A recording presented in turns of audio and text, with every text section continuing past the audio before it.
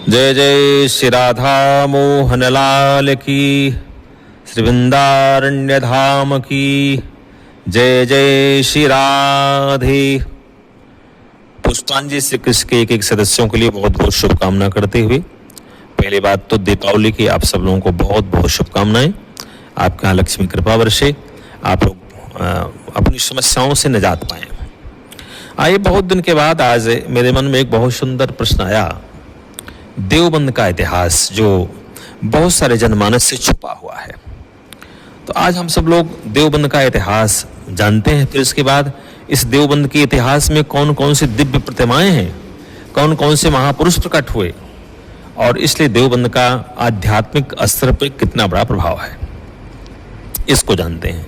यद्यप देवबंद का नाम अपभ्रंश होकर के विकृत हो गया, देवबंद कोई बोलता है कि वो देवबंद बोलता है, यद्यपि ऐसा नाम नहीं था। इसका नाम महाभारत के ग्रंथों में मिलता है द्वैत वन। एक पौराणिक वन है जो सरस्वती नदी के तट पर काम्यक वन के दक्षिण में स्थित था, और वह स्थान जहां पांडवों ने अपने वनवास का कुछ समय बिताया था। इस वन के निकट ही द्वैत झील भी थी, और कुछ विद्वानों का मानना है कि वर्तमान उत्तर प्रदेश के सहारनपुर के जिले में स्थित देवबंद ही प्राचीन द्वैत वन था। इतनी बड़ी जानकारी महाभारत आदि ग्रंथ में है, लेकिन यहाँ के लोगों को पता नहीं है। फिर कहते हैं द्वैत वन। द्वैत वन के बारे में मुख्य बातें, पौराणिक महत्व, महाभारत और भारवी के किराता अर्जुनियम जैसे ग्रंथों में इसका उल्लेख मिलता है। पहला प्रमाण। दूसरा महाभारत का प्रमाण दिया, अब दूसरा दे रहे हैं किराता अर्जुनियम। पांडवों का निवास, पांडवों ने अपने वनवास काल का एक अंश यहीं बिताया था। भौगोलिक स्थिति से सरस्वती नदी के तट पर कुरु साम्राज्य के दक्षिण पश्चिमी बाहरी इलाके में स्थित बताया गया है। देखिए, इसलिए आज भी देवबंद में रेती चौक है। रेती चौक इसलिए है कि वहां कभी सरस्वती नदी का किनारा था, लेकिन देखिए 5000 वर्षों में कितना परिवर्तन आया।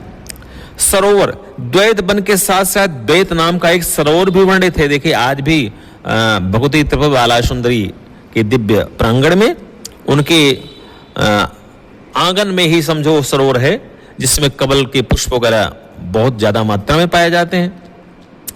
और कहते हैं ऐतिहासिक जुड़ाव कुछ विद्वानों ने अनुसार इस प्रकार वर्तमान समय में देवबंद को ही वह स्थान माना गया है। कितने सौभाग्य की बात है, यह 5000 साल पहले भगवान कृष्ण और पांडवों द्वारा रहे हुए, वास किए हुए स्थान पे हम सब लोग रहते हैं। इतना दिव्य स्थान है। इस स्थान में रहने के बाद भी यदि हम लोग देवत्व की बात को न जान पाए तो फिर रहने का फायदा कुछ होता नहीं। अब आगे, देवबंद में ही भगवती त्रिपुरा बाला सुंदरी की शक्तिपीठ है जो अद्भुत है, और यहां तक कि वहां जो उसके प्रवेश द्वार पे लिखा गया लेख है, आज तक कोई पढ़ नहीं पाया कि किस भाषा में है, उसमें कौन सी नागरी लिपि चलती थी, कोई नहीं समझ पाया। और वह शक्तिपीठ आज भी है, यद्यप उसका नवीनीकरण विशेष नहीं हो पाया, उसका सौंदर्यीकरण नहीं हो पाया। क्यों नहीं हो पाया, यह बात दूसरी दिशा में जाती, वहां मैं नहीं बोलना चाहूंगा, क्योंकि यद्यप शक्तिपीठ को और अलंकृत किया जाता तो शायद और अच्छा रहता, लेकिन मां की शायद यही इच्छा। तो शक्तिपीठ है जो देवी कुंड पे है, और एक बहुत बड़ा सरोवर भी है। सरोवर के साथ साथ वहां शक्ति उपासना यथाविधि यथाक्रम से चल रहा है। आगे फिर आप आइए, यहां शिवपीठ भी है, मनकेश्वर महादेव। आप हरिद्वार रोड पर जब जाएंगे तो वहां मनकेश्वर महादेव का दिव्य स्थल है। यहाँ लगभग कई स्वयंभू ज्योतिर्लिंग भी हैं। बूढ़े बाबा की समाधि, बालगिरी महादेव आदि आदि बड़ी दिव्य समाधियां भगवान महादेव की हैं। ये शक्ति और शक्तिमान शिव और शिवा की दिव्य पीठ यहाँ है ही। और ऐसा नहीं है, यहीं राधा वल्लभ संप्रदाय के आचार्य स्वामी हित हरिवंश महाप्रभु का प्राकट्य हुआ। यही वो खेले हैं 32 वर्षों तक। यद्यप प्राकट्य तो उनका बादाग्राम मथुरा में हुआ, लेकिन कह रहे हैं कि 32 वर्ष तक की अवस्था यहाँ श्री हित हरिवंश महाप्रभु ने दिव्य अपनी लीलाएं की हैं। और आज भी उनके सेवित, उनके आराधित ठाकुर राधा नौरंगी लाल जी महाराज जिस कुएं से प्रकट हुए थे, वह कुआं भी आज भी है वहां। ऐसी स्थिति में है। और फिर आगे आप आ जाइए, ठाकुर द्वारा मंदिर, यह भी लगभग 400-500 साल पुराना है। वहां भी दिव्य प्रतिमाएं हैं, दिव्य व्यवस्था है।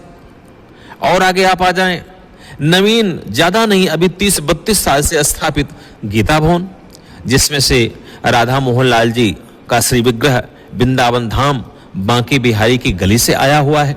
वह विग्रह भी अपने आप में बहुत अनुपम विग्रह है। कई बार चमत्कृत दृश्य भगवान ने दिखाया, लोगों का बहुत कल्याण हुआ। यहाँ से जुड़े हुए जो भक्त लोग थे, जो ठाकुर से जुड़ना चाहते हैं, आज भी उनके यहाँ उनकी कृपा बरस रही है।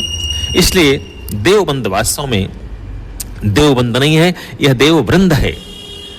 इसका नाम मैं तो यही कहूंगा कि आप सब लोग मिल करके फेसबुक के माध्यम से, व्हाट्सएप के माध्यम से, यूट्यूब चैनल के माध्यम से इस बात को सरकार के कानों तक पहुंचाएं। हर जगह सरकार नाम बदल रही है, कम से कम देवबंद का नाम देवद्वैत वन अथवा देववृंद तो कर दे, जिससे राष्ट्र के एक अच्छी सूचना जाए।